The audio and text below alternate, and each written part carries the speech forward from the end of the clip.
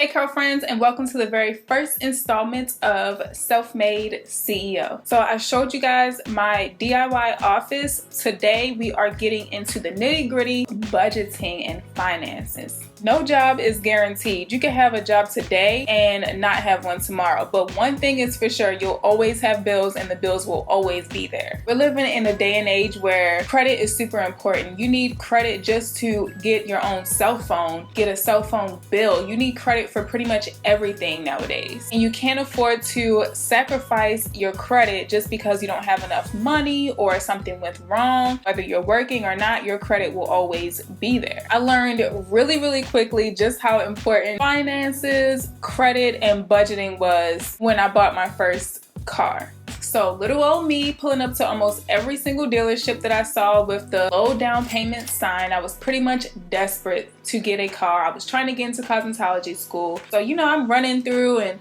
going to all the different dealerships, letting them run my credit, because in my head I'm thinking, oh, I just want to test drive. I'm just going to test drive cars. And I went to a total of 4 car dealerships and my credit was pulled over 67 times. What? 67 times. Now you're probably wondering, how did that happen with just 4 little dealerships? Pretty much when you go to each and every dealership, each dealer is going to pull your credit and send off your credit report to multiple different banks. And a lot of times when you go to the different dealers, they're all pretty much working with similar banks. So each dealer is going to submit your application to these banks multiple different times. Now, had I known what my credit score was, what my monthly income was, or if I had an idea of just how much I actually qualify for, my credit probably wouldn't have been impacted the way it did. So now that you guys have heard my sob story, I'm going to give you guys 2 tools that I use in my everyday finances and how I keep track of my budget. Number 1 being Credit Sesame. Credit Sesame helps me to monitor my credit using a free credit report card. They give me recommendations for my personal credit score, my personal finances. I also use it to check in on my debt balances. I am a recent college graduate, so I am paying back student loans. As I pay them back every month, I'm able to check in and see my progress, see what my balance is, how much longer I have to pay these loans, and how could I get them paid off much more quickly. They also offer identity theft for up to $50,000. And if y'all know about Atlanta is known for the credit card scamming and fraud down here, so you definitely want to be keeping track of your finances in a digital age like today.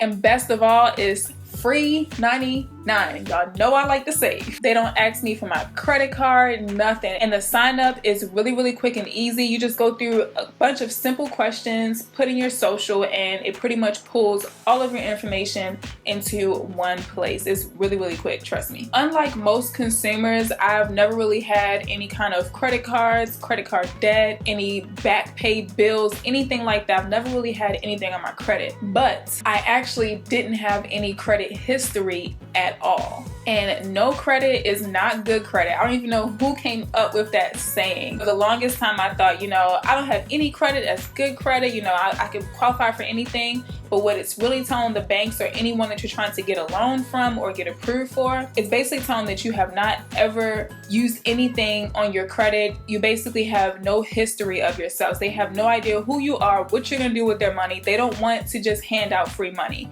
At least with a bad score, they kind of have an idea of what exactly you're going to do with their money, your spending habits. They pretty much have a history on you. So no credit is not good credit. You want to actually build credit, but it is the easiest credit, I feel personally, to improve on, because you're coming with a clean slate and it's perfect. So even though I don't have anything bad on my credit, I do, however, manage tons of student loans as well as a car loan. I use Credit Sesame to keep track of all of my debts and loans in one place. I love being able to look at everything at one place. It even gives me an entire breakdown of everyone that I owe, as well as an overall total of how much I am in debt. I can see everything from who I owe, when was the last payment that was made on it, the APRs that's on the loans. I pretty much have access to everything that I need in one place. They also give me personalized recommendations based on my actual account, such as credit card loans. They actually give me recommendations on what credit cards I actually qualify for. That way I'm not wasting my time on rejected or declined applications. I actually manage everything on the go, so the app is like my favorite tool when it comes to Credit Sesame because I can access my finances on the go. I don't have to be at home on the computer. I check my credit report as well as checking with Credit Sesame to kind of see where I am overall pretty much once a week. I cross-reference between my credit report as well as my budget sheet, which brings me into number 2 on my tools list is my budget sheet. I like to keep a budget to keep track of my finances, what's in my accounts, how much I want to save, everything's in my budget. So I manage my budget on an Excel sheet. The Excel sheet is through Google Drive, so I can access it on the go. I can check it from my phone, I can check it on the computer. I don't have it written down anywhere. I can just look at it online and manage it online. And I update this sheet daily. Because I update it on the daily, I don't have hashtag no declines at the register. I know exactly where I stand for the day. So I'm going to give you guys a quick overview on how I came up with my budget sheet on Excel. So the very first thing I did was to figure out exactly how much I'm spending monthly on necessities. That's your car, your rent, insurance, anything of that nature. Now you also want to include your debts into these necessities. Things like student loans are a necessity. You need to be paying down on them. You don't want to have them add up or go into collections or anything like that. You want to put them down as a necessity. So like I said, car, rent, food, insurance, student loans, any kind of debt that I'm in goes in that monthly bills category. Next category will be entertainment. I have a separate bank account for that where I put aside money for entertainment purposes. That could be going out to eat, buying new camera gear, clothing, all those things have separate accounts. That way I'm not dipping into my important money, things that need to be paid first. I don't want to touch that money at all. Last but not least is your savings. I do save for several things, future emergency funds. So any kind of savings that you guys want to save, that could be a third category. So then you total up all of those columns, the 3 columns, to come up with your desired income. This is how much you want to be making monthly. Whatever this number is, you're going to figure out exactly how much you bring in every month and subtract 2. If you end up with a negative number, meaning that you actually make less than what your desired income is, that is when you want to figure out exactly how you can come up with that extra $200 or $300 that you're missing to really be happy with your finances every single month. If your monthly income on how much you make with your 9-to-5 is not enough to cover your desired income, this is definitely the perfect time to start looking at passive income and side hustles. In other words, money while you sleep. I'll have a video on that very, very soon, but you definitely want to look into having side hustles as well as passive income because anything can come up. You can get sick, you can get laid off. When I was working at a pharmacy, there were times when my mom would get sick, I would not be able to work, and if you're not at work, honey, there's no money coming in, and that's a problem.